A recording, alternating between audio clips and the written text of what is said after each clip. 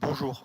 C'était pour expliquer tout à l'heure, on a voté ces délibes et à une délib on s'est abstenu. Alors on revoit la politique est volontariste en matière sportive, on peut le nier, mais pour nous elle est volontariste de quelle façon et pour quel résultat?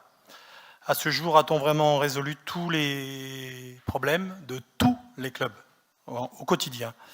J'ai la faiblesse de penser que non et de ne pas partager l'enthousiasme de M. Franck, que je trouve bien sympathique. Après échange avec des bénévoles impliqués de longue date à Albi, mon impression se confirme, en matière de crédit de fonctionnement ou de disponibilité des salles, des clubs, pas un, pas deux, mais plusieurs clubs, sont en souffrance. Ils sont à la peine, ne peuvent pas répondre correctement aux besoins des adhérents et des adhérentes. Oui, beaucoup de dépenses, on le voit là, je le constatais lors de la commission, sont liées à de grands événements qui soignent l'image de la ville. Beaucoup moins de dépenses sont dédiées à l'accueil au quotidien des publics. Ici, à Albi encore, on manque de salles. Ici, on manque de créneaux horaires. Là, on manque de coachs. On manque de minibus pour transporter les joueurs. Des clubs peinent à tenir le rythme tellement les dotations de fonctionnement sont insuffisantes. Et ceci en dépit d'un investissement important, énorme, des bénévoles, dont ici je salue évidemment l'abnégation. Force est de constater, vous n'êtes pas là, et j'ai cette impression, pour tous les clubs. Et c'est mon sentiment. Voilà, c'est ce que je voulais dire aujourd'hui ce soir. Alors, merci de me trouver sympathique, la réciproque n'étant pas vraie. Cela étant, 18 000 licenciés dans les clubs, il y en avait 17 000 il y a à peu près un an. Ça veut dire qu'effectivement, il est question de sport de masse. Je crois que vous avez évoqué le fait qu'on était pour la performance. Il n'y a pas 18 000 licenciés qui sont des stars à Albi. Il y en a très peu. Quand j'évoque Béga Marquez, ça c'est des stars. Quand j'évoque, si j'évoquais Célia Perron et Alexandre Lemitre, ça c'est des stars. Si j'évoquais Alexis Masbou, ça c'est des stars. Par contre, dans les 18 000, ils sont effectivement pas très nombreux. Donc effectivement, le sport de masse est bien présent à Albi et on met autant que faire se peut des équipements. Mais c'est vrai que le sport évolue, les besoins sont toujours... comment dirais-je, les clubs sont toujours de plus en plus exigeants. Parce qu'aussi, les fédérations et les ligues sont de plus en plus exigeantes. Et là, on est nombreux, dans l'Association nationale des élus au sport, à crier « halte là ». C'est facile, toujours pareil, dans les bureaux parisiens, les fédérations et les ligues, de dire « il faut faire évoluer les équipements, il faut telle norme, telle règle, machin ». Et c'est toujours à la santé de l'âne qui paye. Et ça commence à bien faire. Donc effectivement, il y a quelquefois des règlements qui ne nous conviennent pas et qu'il faut, comment dirais-je, et qu'il faut malgré tout, quelquefois, auxquels il faut répondre. C'est-à-dire que, je vous dis, des équipements, on a eu le cas il n'y a pas longtemps de la fédération de basket qui voulait tant de distance après les panneaux de basket, etc. Donc je vous dis, ça c'est facile à Paris. Dans la province, c'est plus compliqué. S'agissant des équipements qui évoluent, on a, au cours de ces dernières années, fait évoluer les équipements de façon remarquable. C'est reconnu par tous. Et je ne veux pas faire référence à la ville la plus sportive de France ou à la ville européenne du sport, puisque tout ça faisait partie des dossiers. Et c'est évident, et c'est une évidence. Alors c'est vrai qu'il faut toujours courir pour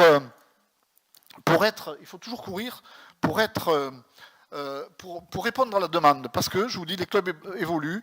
Quand vous avez un club qui a, à un moment donné, 200 licenciés, et puis pour différentes raisons, parce qu'aux Jeux Olympiques, il y a des champions qui ont gazé, parce qu'il y a des performances, ils ont sorti un gars hyper brillant, et bien quelquefois, effectivement, ce club qui avait 200 licenciés passe à 400. Et d'un seul coup, il lui faut un peu plus de créneaux horaires, il lui faut une salle supplémentaire. Alors on essaye de jongler avec tout ça.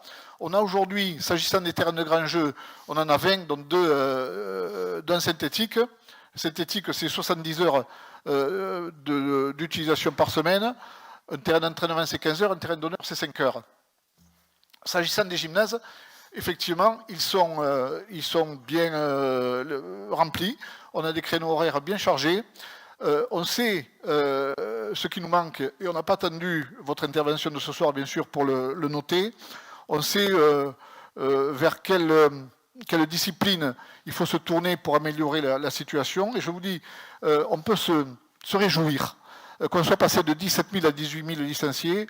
On peut se réjouir que le Salto soit aujourd'hui le deuxième ou le troisième plus grand club d'Occitanie. On peut se réjouir que la SPTT Foot soit aussi le deuxième ou le troisième plus grand club d'Occitanie. On peut se réjouir que nos jeunes albigeois fréquentent les écoles de sport comme ils les fréquentent. Et donc, c'est effectivement toujours une course que de répondre aux besoins des clubs. Alors, il y a quelques disciplines où il faut qu'on améliore encore la situation, mais globalement, les besoins sont remplis. S'agissant des événements, un jour peut-être vous comprendrez que les événements, c'est de l'économie locale. Vous savez, il y a eu le Rassemblement européen de marche nordique il y a quelques semaines. Vous savez l'étude d'impact, combien il ressort dans l'économie de la ville, en 3 jours, 538 000 euros. Vous savez combien un championnat de France d'athlétisme rapporte à la ville? Entre 700 et 900 000 euros.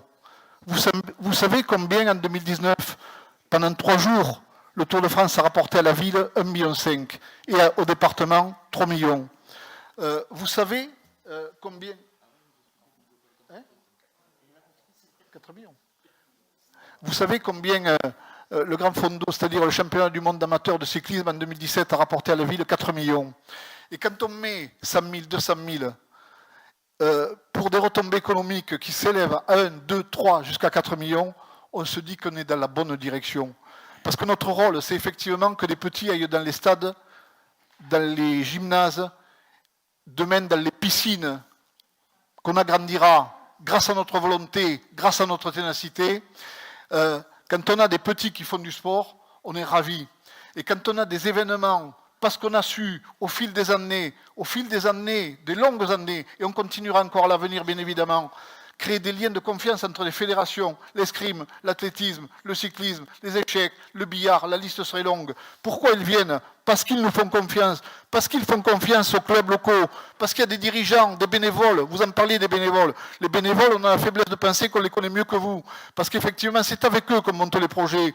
Et quand je faisais la liste tout à l'heure de tous les événements qui auront lieu en ce mois d'octobre, parce qu'il faudrait y rajouter le Grand Prix Camion, vous croyez que la Fédération française de sport automobile ne nous connaît pas? Quand il faudrait y rajouter peut-être aussi France-Jamaïque, le 25 octobre, vous pensez peut-être que la Fédération française de rugby à 13 ne nous connaît pas.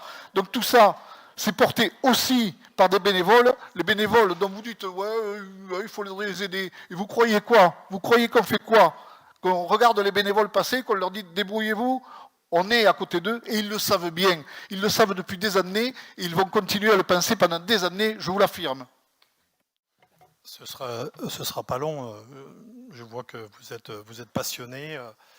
C'est très bien. Alors, il y a deux choses, mais j'entends tout ce que vous dites et en partie, je comprends. Hein. Alors, il y a des chiffres que vous sortez comme ça. Je ne sais pas comment vous arrivez à quantifier avec une telle précision. Alors, attendez, j'ai la réponse tout de suite. Bougez pas, M. Pandigral. Vous savez, il existe... Peut-être que vous ne le savez pas, mais je vais vous l'expliquer à partir de ce soir. Non, mais je ne sais pas grand-chose visiblement. Non, ouais, c'est vrai. Humble, c'est vrai. Mais on a tous nos limites. Il existe à Limoges le Centre de droit et d'économie du sport. Il existe. Mais Monsieur Franck, vous nous avez expliqué pendant longtemps que c'était difficile à quantifier quand même tout ça. Est-ce que je peux Là, ce savoir soir, qui ça a l'air prend la très parole? facile à quantifier. Quand Monsieur même. Tonicello, s'il Il vous plaît, existe, vous demandez la mais parole comme tout visiblement, le moi monde. aussi, vous ne connaissez pas. Il existe à Limoges depuis bien des années le Centre de droit et d'économie du sport. C'est un organisme remarquable, avec des chercheurs et des profs remarquables. Eh bien, ces chercheurs et ces profs ont créé un modèle pour étudier l'impact des événements sportifs. Et quand je dis impact, c'est retombées médiatiques, touristiques, sociales, économiques, je l'ai dit? Économiques, voilà. Et donc, c'est ce modèle-là, créé par le Centre de droit et d'économie du sport, qui sert, c'est un modèle bien entendu scientifique, qui sert de modèle de référence pour les études d'impact. Et quand on fait les études d'impact, on a une convention avec ce qu'était l'IAE de Toulouse. Je crois qu'on en a déjà parlé ensemble, ce qui s'appelle maintenant Toulouse Business School. Et donc, ils nous mettent à disposition très régulièrement, et ça a été le cas cette année, pour le triathlon, j'oubliais le triathlon, 500 000 euros de retombées économiques pour 2 jours de triathlon. Et donc, ils nous mettent à disposition un étudiant de Master 1 ou de Master 2 qui fait l'étude d'impact d'un événement sportif sur Albi, et en même temps, ça lui sert de mémoire. Ces mémoires-là font entre 80 et 100 pages. Entre 80 et 100 pages.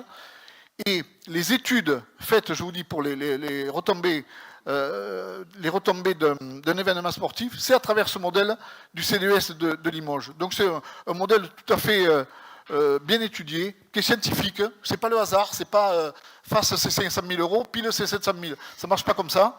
On est beaucoup plus sérieux que ça. Et donc quand je vous annonce les chiffres que je vous donne, c'est qu'effectivement, c'est ces chiffres-là qui apparaissent dans les documents qui ont été réalisés. Vous ne me convaincrez pas avec ces chiffres-là. Bon. C'était juste une remarque. Bon, on passe de 17 000 à 18 000. On peut s'en réjouir, mais évidemment que je m'en réjouis que ce chiffre de licenciés augmente. Quant aux bénévoles, bon, je l'ai dit, je n'ai pas dit que c'était la faute des bénévoles. Enfin, je ne sais pas ce que vous me faites dire et que je n'ai pas dit. Je pense qu'il faut assumer. Il faut assumer cette croissance, tant mieux pour cette croissance. Il faut l'assumer et j'attends que vous l'assumiez. Or, le constat est le suivant, en dépit de tout ce que vous me dites et que je veux bien croire, vous en avez la conviction, moi je ne l'ai pas, vous me permettez quand même de ne pas penser comme vous, je pense que vous n'en faites pas assez et que ça ne va pas dans les clubs, dans certains clubs. Alors tous les clubs ne sont pas, ne viennent pas, voilà c'est tout.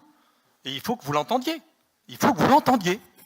L'évolution des équipements s'est faite depuis des années. Si vous avez un regard objectif sur ce qui a pu se faire au cours de ces 10-15 dernières années, en matière d'équipement sportif, et on pourrait parler en matière de culturel de la même façon, les évolutions ont été assez remarquables et elles vont se poursuivre. C'est ce que je vous dis. Parce qu'effectivement, quand on passe de 17 à 18 000 licenciés, je vous dis que dans un club, quand on passe de 200 à 400, ça change la donne et ça change les besoins. Donc tout ça, il faut qu'on le prenne en considération. On le prend en considération. Parce que je vous dis, les bénévoles dont vous parlez là, pour la première fois, les bénévoles, on les côtoie depuis des années. Et donc on sait quelles sont leurs attentes, quels sont leurs besoins. Pour la plupart, on a répondu. Et pour d'autres, on répondra dans les années à venir. Oui, Madame le maire, merci. Je voudrais répondre ou réagir au propos de Monsieur Mandigral pour m'étonner en fait de la nature de son propos et de sa critique, qui, si je la résume, consiste à dire il n'y a pas de jeunes suffisamment soutenus, il n'y a pas de jeunesse qui puisse évoluer dans de bonnes conditions et il n'y a pas d'infrastructure à une hauteur suffisante. Je suis doublement étonné. Il n'y a pas de jeunesse qui soit soutenue. Alors, Monsieur Mandigral, moi, je n'ai pas voté tout à l'heure sur l'une des subventions proposées pour Albi Vélosport en particulier, parce que je ne sais pas si vous allez, vous, Monsieur Mandigral, le mercredi, le samedi et le dimanche, dans une association sportive. Moi, j'y vais systématiquement, et je suis au contact d'une jeunesse qui est belle, qui est soutenue, et qui s'engage. Les images de la télévision nous montrent en permanence, quotidiennement, les images d'une jeunesse qui déraille, c'est celle qui casse, qui se met une cagoule sur le visage. Et nous, on est au contact en permanence dans nos clubs d'une jeunesse qui ferraille pour s'en sortir autour de belles valeurs. Et ils sont innombrables. Il y avait ce week-end une jeune qui portait le maillot d'Albi Vélosport à Kigali, au Rwanda. Il se trouve que pour l'épreuve, comme elle est de nationalité brésilienne, elle a été sélectionnée par le Brésil, mais elle est membre d'Albi Vélosport et elle a brillé, elle a terminé dans le peloton sur les talons des meilleurs. Elle est moteur d'une kyrielle d'enfants ici à Albi, qui tous les mercredis après-midi, tous les samedis après-midi et le dimanche s'entraînent, se réunissent, mouillent la chemise, n'ont pas peur du froid, de la neige, de la pluie, qui s'engagent. C'est une belle jeunesse et elle existe, cette belle jeunesse. Et il ne faut pas dire qu'elle n'est pas soutenue. On fait le maximum pour recruter et développer cette jeunesse qui a des modèles. Les équipements, oui, Albi, ville européenne du sport, parce qu'il y a en particulier des équipements pour une ville même qui dépasse 50 000 habitants dans la norme. Alors, c'est facile de dire il n'y en a pas assez. C'est facile de dire, mais qui paye, et tout a un coût. Je me permets de citer une expression qui est anodine ou qui est tellement naïve qu'elle est belle, mais en fait pleine de sens. C'est celle d'une petite fille, ma petite fille, qui a répondu à un petit voisin parce que j'allais tondre l'herbe chez elle. Et le petit voisin, 8 ans, lui disait mais ça coûte d'avoir un employé comme ça pour ta maison. Et elle lui a dit ah non, c'est mon papy, ça coûte gratuit. C'est remarquable. C'est remarquable cette expression parce que dans l'inconscience de son enfance, elle ne sait pas ce qu'elle a dit, mais elle se comprenait très bien. C'est gratuit pour elle, mais ça coûte pour papy qui met de l'essence pour aller... Bon. Ça coûte gratuit, ça s'applique exactement à notre collectivité, parce que ça coûte pour nous que de consentir ces investissements-là. Et enfin, l'expression est riche de sens. Donc on ne peut pas tout faire. Il y a derrière moi la statue de Jean Jaurès, et je vous le renvoie, comme je l'ai déjà dit dans ce conseil. Qu'est-ce qu'il a dit Jean Jaurès? La responsabilité politique, c'est bien sûr de tendre vers l'idéal, mais de considérer les contraintes du présent. Vous ne le faites pas. Juste un complément. Il me semble dans votre intervention que vous avez dit « j'ai le sentiment de ». Qui dit sentiment de, dit certitude, approximation. On est un peu plus précis que ça. Je vous dis parce que les bénévoles, les présidents, il y a 155 associations sportives à Albi. Il y en a à peu près 130 qui sont aidés par la collectivité. Ces présidents, ces dirigeants, on les côtoie et on n'a pas le sentiment, nous. On a, même si on est, il faut rester modeste, on a un certain nombre de certitudes. On sait ce qui est bon, on sait ce qui mérite d'être amélioré. C'est pas que le sentiment ça ne suffit pas. C'est l'action au quotidien qui compte. Oui, vous avez quand même beaucoup parlé. C'était juste moi. Je vous demande pardon. Bah, Non, mais attendez, pardon. J'ai été écrasé par. Très quand sérieusement, Monsieur Mandigral, je ne crois pas vous avoir jamais refusé la parole. Ah non, j'ai pas dit que vous m'aviez refusé la parole. Ce type d'introduction, J'ai dit quand que vous j'ai prenez été- la parole, c'est de trop. J'ai été coupé à plusieurs reprises. Non, je ne crois pas. Vous avez la parole autant que vous le voulez. Si. Donc il n'y a absolument aucun problème. Ce type de remarque est tout à fait déplacé dans cette salle. Bon, Vous avez la parole, je ne pense Monsieur pas. Mandigral. Et je vous demandais juste d'essayer de vous mettre un peu à ma place. Il n'y a pas de malveillance de ma part dans mes propos. C'est pas du tout ça. Hein. Il Dieu y a merci, un je ne suis constat. pas à votre place et j'espère Alors- ne jamais l'être. alors, il y a un constat que vous faites, et ce constat, permettez-moi de ne pas le partager. Et à certains égards, mon constat est valable aussi, d'ailleurs, pour beaucoup d'associations qui ne sont pas forcément liées au sport. C'est tout. C'est un avis que je vous donne.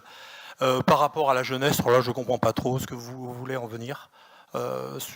J'ai jamais critiqué la jeunesse, je suis enseignant, je travaille dans un lycée, je côtoie la jeunesse, je côtoie des jeunes qui font du basket, du volley, du handball, je vois pas le problème, je discute avec eux. Donc bon, voilà, je comprends pas là où vous voulez ce que vous voulez dire et la critique que vous voulez me faire. Voilà, c'est tout, j'arrête là de toute façon. Merci. C'est bon? Merci.